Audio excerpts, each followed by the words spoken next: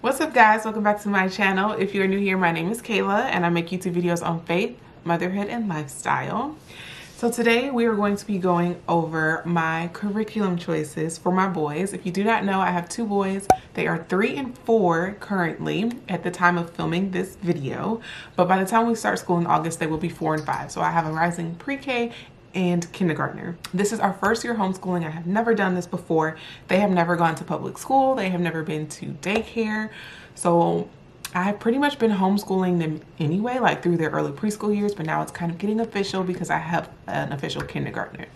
So I wanted to share with you all the items that I got. I don't want this video to be super long, so let's go ahead and get into my choices.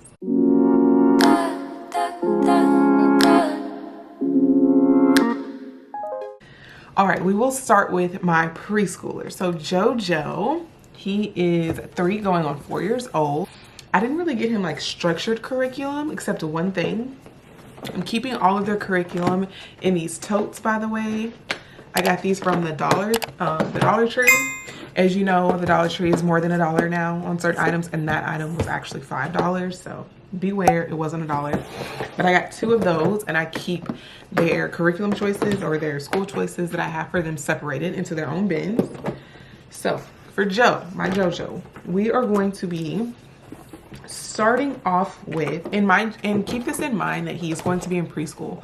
So this isn't going to be like something that I sit down and do with him every single day, where it's like a strict schedule and he has to do school or book work every single day. He's still really, it's still really hard for him to focus on certain tasks. So we're going to do a lot of learning through play, which is how I got LJ to learn like his ABCs, his numbers, and things like that. I'm going to follow that same path that I did with LJ with JoJo because they seem to learn best that way. When they feel like they're playing, they're more apt to get excited to do it. So yeah, but during the times where I do want him to sit down and for it to be a bit more structured, I got Get Ready with the Code A, B, and C. I got all 3 of them, so we'll be diving into this. But I also got for him Teach Your Child to Read in 100 Easy Lessons. Now this I will be using with both of my boys. LJ is kind of already, well, he is not kind of, LJ is already into the blending stage, so I'm not sure. I have to start, I'm going to start this with JoJo to see how it goes because he's kind of starting from like scratch, and then see if this is something that will help LJ in our reading journey. But for now, it's definitely going to be used for JoJo. So those 2 items. And then for math, this is kind of like a long shot. This is what it's going to be like challenging for him, a super stretched thing for him, stretched material. I heard a homeschool mom on YouTube say that she always offers her children stretch material, and I love that concept because I feel a lot of times we can kind of hold our kids back because we think they're not ready for certain things.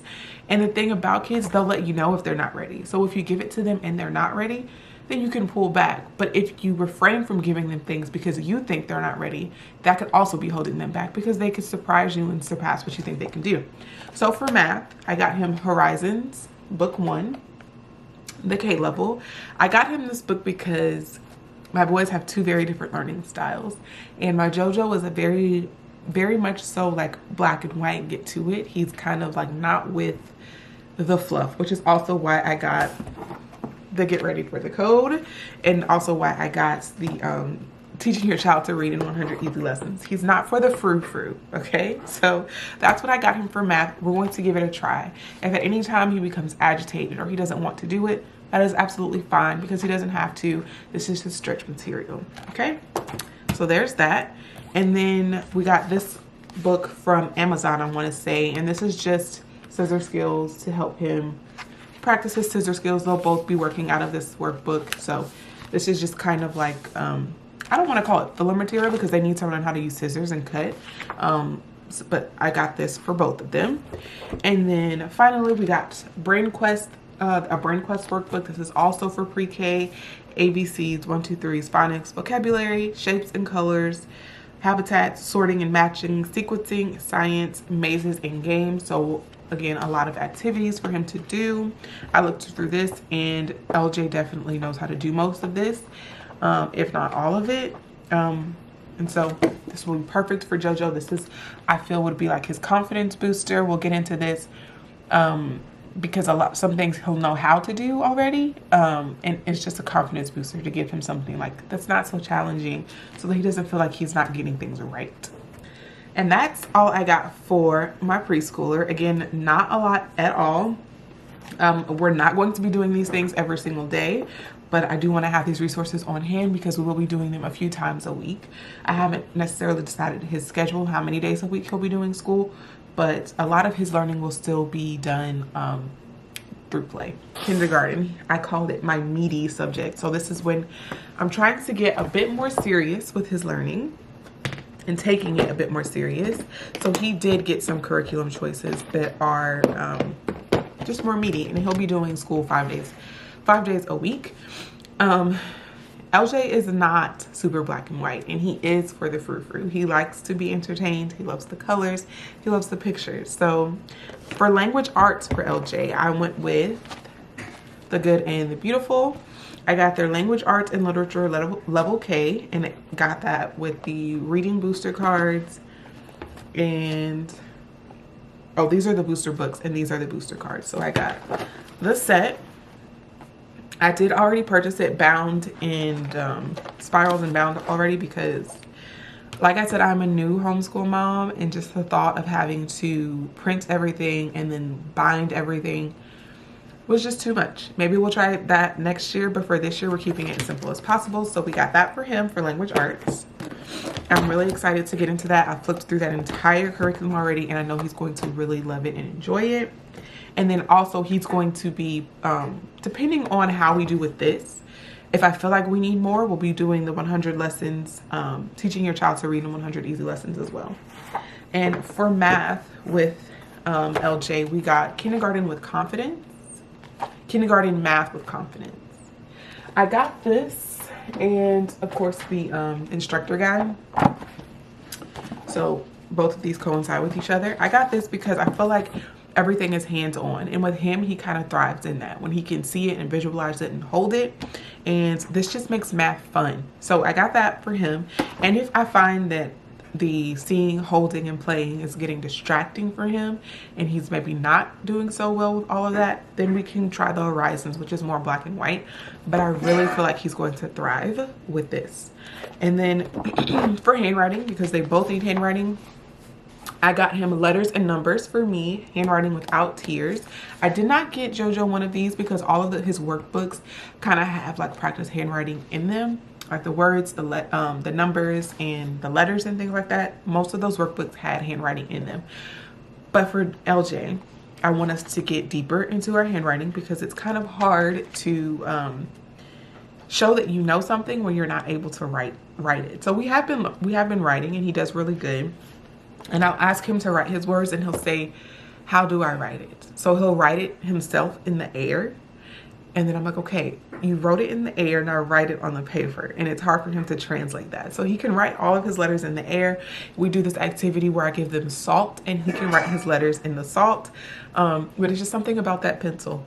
Something about holding that pencil to paper he struggles with. So we're going to be doing a lot of handwriting. Handwriting will be an everyday. So we have a structured curriculum for language arts and reading, and we have one for math and one for handwriting. Now, keep in mind, he's only in kindergarten. To be quite honest, all of the other subjects are not necessarily as like a main focus for me just yet in these grades. For LJ, I also did pick up some additions, some things to add on. Sorry, my dog is telling me that she's hungry by kicking her empty bowl around the floor, even though she ate today, I promise. Okay, so for him, I got this little, it's just a little flimsy workbook. I picked this up from the Dollar Tree, and it's just an addition math workbook, extra practice. And then numbers and counting, educational workbooks. This is more handwriting. So it's having him write his numbers more so than his words, and writing it in numerical and like in word form. I did get some additional workbooks, but I believe these will be more for JoJo's age or JoJo's level, because we're not going on age. We're going on level, like where they're able to perform. So this will be more on JoJo's level. It's just colors and shapes, a workbook, words, rhymes, and more fun. I believe they both can work out of this one. And then first words, good grades workbook. So I believe they both can work out of this one as well, but more so LJ. Yeah, because this is like actually getting into full words and so sight words. So I think this will be more for LJ's level. And then finally, I got this test prep book from the Dollar Tree, surprisingly, and they have here on the back of it, it shows like the different ones that they have. So it looks like they have one for kindergarten, first grade, second grade, and third grade. I will not be testing my kids. However, I'm not saying that homeschool is going to be our journey forever, but it is our journey for now. And in the case that I want to send them to, or find a school that I'm willing to send them to, I want them to know how to take tests, because that is going to be a part of their reality if they ever go back into the school system. So I got this test prep book, and I will probably say maybe once every 6 months. I don't know. We'll see how it goes. I'm definitely playing it by ear. Don't hold me to it, but I'm going to be giving him some of these tests. I'm not going to make it like a super big deal. I'm not going to pump it up. I'm literally just going to give it to him as if it was a worksheet that we were doing any other day to see how he does with it. So I got that. Can't beat the price. Love it. And it goes along with the standard-based testing that they do in regular schools. I feel like I've been talking a long time. I'm so sorry if this video is super long. We're almost done. Okay, now that we've gone over their main subjects that they're going to be doing separately, some of those items they may be doing together. I don't know. We're winging it. I'm also going to show you guys what I got in their morning baskets. I'm not going to call it a morning basket from here on out. I don't know what I'm going to call it because it's not going to be done in the morning. I actually have to work in the morning. I'm a working mom now. I work part-time and I don't get off until 11 o'clock. So by that time, the morning rush, the morning routine is over. So this is the basket that we're going to be doing together as a family, all three of us, and that is going to be our Bible curriculum. It's not necessarily a curriculum, it's just what we're going to be doing for Bible. Now from here until I feel like they're ready for like true history lessons, we're going to be approaching the Bible as a history lesson, except for this first year. This first year I definitely want it to be like a soft entry, because I do plan on approaching our Bible lessons as a history lesson. So my personal opinion, it's so weird to share my personal opinion online with people that I don't know, but my personal opinion is that oftentimes we can use materials like these for children to learn the Bible, and it begins to kind of make our faith and our God seem almost mystical, or very similar to like the Easter Bunny or the Tooth Fairy, or, you know, just these pretend things that are not real. And when our kids grow up to learn that those other things are not real, if they've already associated God with those items, it can be really hard to disassociate that. It can be a confusing time to say, well, you told me that these things were real, but not necessarily this thing. And so it can kind of just get convoluted. So I really plan on teaching them these are actual things that happened, using this map behind me to show them where, well, maybe not necessarily this one, but a map to show them like, this is where things occurred. This is where Jesus walked. This is where they parted the Red Sea. This is the Red Sea, like going through timelines. I want the Bible to live as like an actual book, a historical book that took place, but that can also give us guidance for our life. But that's really heavy for a 3 and 4 year old or a 4 and 5 year old. So we're going to start off very slowly. And when I feel like they're ready to grasp, you know, more meatier subjects, more historical things, then I'll throw those in there. But for now, we're going to start off with the Tiny Truths. It's an illustrated Bible. We actually did already start some of these stories, but I felt like it was lacking something because it was hard to reinforce them. So we would read a story out of here, which is only a few pages long. The stories are not long at all. We would read a story out of it, and then it would be like, okay, now what? So I found myself having to make like coloring sheets or activities to go along with whatever story we had just read, and that was getting pretty tiring. So we stopped reading this when we hit our summer break, and I decided, okay, I am going to homeschool them, so now I need to prepare. So I kind of stopped doing our morning routine where we did school activities, and I said, okay, I need to prepare for homeschool. So we stopped doing this. We're going to pick this back up from the beginning, and I'm so happy because I found that this company actually offers activities and coloring pages to go along with the stories in this book. So I printed them all out. They come with Tiny Truths Illustrated Bible Story worksheets. Let's talk about it. Who is God and who He made you to be. As this part is for grown-ups, and it tells you on the sheet, this part is for grown-ups and this part is for the kids. So on this part, it'll tell you what you should say to your child, or it suggests what you should say to your child, and then give you the instructions of what they want you to do on the other sheet. So I got these. I'm just going to print copies of these. I don't want to actually mark on my original copies. It is a PDF file, and I did have to pay for this, so these were not free.